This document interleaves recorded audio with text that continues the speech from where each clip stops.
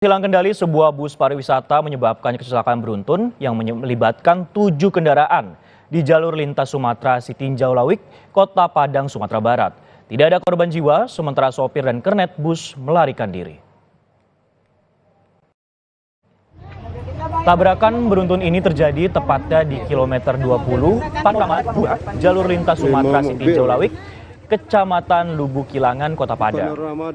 Bus pariwisata yang datang dari arah Solok mengalami gangguan fungsi rem sehingga hilang kendali dan menabrak 6 kendaraan lain di depan dan yang datang dari arah berlawanan.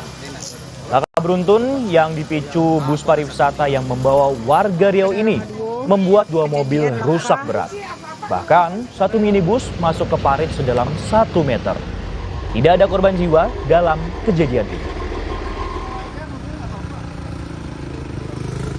Kami dari Satlantas Polresta Padang tadi bersama-sama Lantas jajaran Polsek Luki sudah melaksanakan kegiatan TP-TKP, olah TKP di sana. Untuk korban alhamdulillah tidak ada, jadi hanya rugi material secara keseluruhan. Kemudian kemudian para penumpang bus ada 43 orang yang rencananya ini merupakan warga dari Riau, Kuantan yang akan melaksanakan wisata ke Bukit Tinggi. Jadi dari pihak bus sendiri sudah mendatangkan bus lainnya untuk mengangkut para penumpang tersebut untuk kembali ke tempatnya. Kemudian antara pihak pengendara meninggalkan, pihak pengemudi bus meninggalkan bus